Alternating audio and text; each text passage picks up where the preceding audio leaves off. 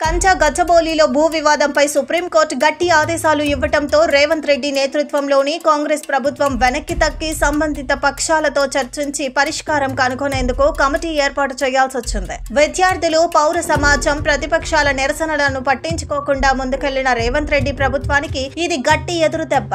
రాష్ట్రంలో కాంగ్రెస్ ప్రభుత్వం ఏర్పడిన 15 నెలల్లో మూసీ నది ప్రక్షాళన, మూసీ రివర్ ఫ్రంట్, హైదరాబాద్ నగరంలో ఆక్రమించబడ్డ చెరువులు, కుంటలను గుర్తించి వాటికి మళ్లీ పునర్వైభవం తీసుకురావడానికి ఏర్పాటు చేసిన హైడ్రా పలువురు పర్యావరణ ప్రేమికుల మన్ననలను పొందింది. మూసీ నది శుద్ధి చేసి పునరుద్ధరణ పరిచే కార్యక్రమం గతంలో చాలా మంది ప్రయత్నించినా ఇది ఈసారి ఓ స్పష్టమైన ప్రణాళికతో ముందుకు సాగుతోంది. మురికివాడల తొలగింపు, పారిశుధ్య నిర్వహణ, నదీ తీరాన వాక్వేలు, పార్కులు, పర్యావరణ పరిరక్షణ చర్యలు ఈ ప్రాజెక్టులో భాగం. ఇక హైడ్రా ప్రాజెక్టు ద్వారా నగర అభివృద్ధిని సమగ్రంగా పర్యవేక్షించేందుకు ప్రత్యేక సంస్థ ఏర్పాటు చేయటం, పట్టణ ప్రణాళిక, మౌలిక సదుపాయాల విస్తరణకు, ట్రాఫిక్ సమస్యల పరిష్కారం, డ్రైనేజీ వ్యవస్థ పునరుద్ధరణ, పచ్చదనం పెంపు వంటి అంశాలను దీని ద్వారా సమర్థంగా అమలు చేయవచ్చు. ఇటువంటి బృహత్ కార్యక్రమాలు చేపట్టిన కాంగ్రెస్ ప్రభుత్వం లంగ్ స్పేస్ కోసం ఆలోచించే ముఖ్యమంత్రి రేవంత్ రెడ్డి మూసీ రివర్ ఫ్రంట్ హైడ్రాలకు వ్యతిరేకంగా కంచా గచ్చబౌలి 400 ఎకరాల భూమిని పరిశ్రమల కోసం కేటాయించాలని ఆలోచన చేయటంపై పర్యావరణ ప్రేమికులు అభ్యంతరం తెలుపుతున్నారు.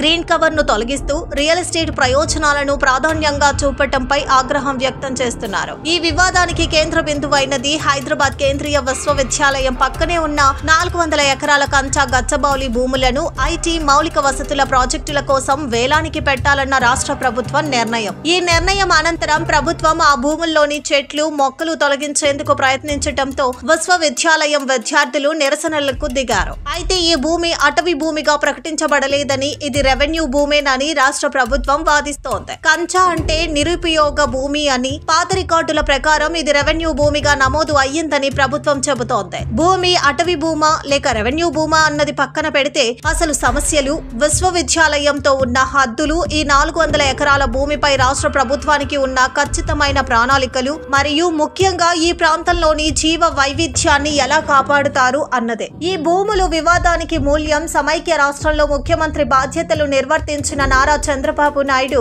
ఐఎంజీ భారత్ అనే సంస్థతో ఒప్పందం చేసుకున్నారు. ఐఎంజీ అథ్లెటిక్ అకాడమీ అనుబంధ సంస్థకు గచ్చబౌలిలోని సర్వే నంబర్ 25లో 400 ఎకరాలు అప్పగించి స్పోర్ట్స్ అకాడమీ ఏర్పాటుకు అనుమతించారు. అయితే ప్రభుత్వం మారిన తరువాత కాంగ్రెస్ ఈ ఒప్పందాన్ని రద్దు చేసింది. ఆ సంస్థ ప్రతినిధి బిల్లీరావు కోర్టును ఆశ్రయించిన ఆయన పిటిషన్ తిరస్కరించబడింది. అనంతరం ఈ భూమిని తెలంగాణ ప్రభుత్వ సంస్థ పారిశ్రామిక మౌలిక సదుపాయాలకు అప్పగించారు. అటవీ భూముల, రెవెన్యూ భూముల అన్న విషయాన్ని పక్కన పెడితే కాంగ్రెస్ ప్రభుత్వం ప్రస్తుతం పర్యావరణాన్ని తాకట్టు పెట్టి రియల్ ఎస్టేట్ ప్రయోజనాలకు దాసోహం అవుతోంది. ఇదే కాంగ్రెస్ పార్టీ గతంలో బీఆర్ఎస్ ప్రభుత్వాన్ని భూముల అమ్మకం, తాకట్టు పెట్టడంపై తీవ్ర స్థాయిలో విమర్శించింది. రాహుల్ గాంధీ భారత్ జోడో యాత్ర తర్వాత బలపరచాలనుకున్న నైతిక స్థానాన్ని ఇప్పుడు కాంగ్రెస్ ప్రభుత్వమే అర్ధాంతరంగా తాకట్టు పెడుతోంది. ప్రస్తుతం అధికారంలో ఉన్న కాంగ్రెస్ పార్టీని భూముల అమ్మకం విషయాల్లో విమర్శిస్తున్న భారత రాష్ట్ర సమితి 2021-22 బడ్జెట్ నిమిత్తం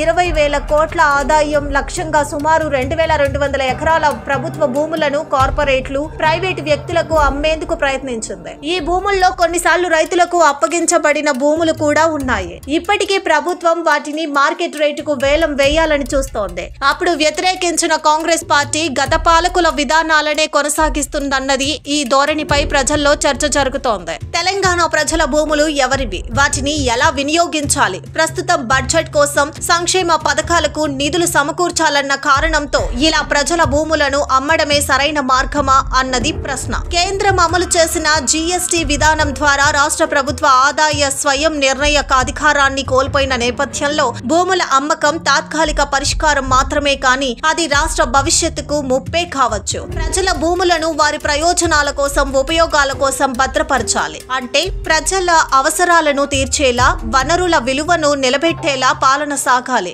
కానీ ఉద్యోగాల కల్పన, ఆర్థిక అభివృద్ధి పేరున కార్పొరేట్ రంగాలకు భూములను ఇవ్వటం ద్వారా భవిష్యత్తులో రాజకీయ, ఆర్థిక వ్యవస్థ ఒకవైపే మొగ్గేలా అయ్యేలా ప్రమాదం ఉంది. భూములు ప్రైవేట్ చేతుల్లోకి వెళితే సామాజిక అవసరాలకు ఉపయోగపడే విధంగా ఉద్యోగ అవకాశాలు కలిగేలా మౌలిక వసతుల వంటి అభివృద్ధి కార్యక్రమాలు జరగకపోవచ్చు. ఇలాంటి భూ అమ్మకాలపై ఖచ్చితమైన నిబంధనలు లేకపోవటం వల్ల భూములు కార్పొరేట్ ఎస్టేట్లుగా మారే ప్రమాదం ఉంది. ప్రజలకు ఆ భూములపై ఉన్న హక్కులు తొలగిపోతాయి. ప్రైవేట్ కంపెనీలకు లాభాపేక్ష ఉంటుంది కానీ ప్రజల సంక్షేమంపై దృష్టి ఉండదు. ఇలాగే కొనసాగితే భవిష్యత్ తరాల కోసం ప్రజల భూములు మిగలకపోవచ్చు.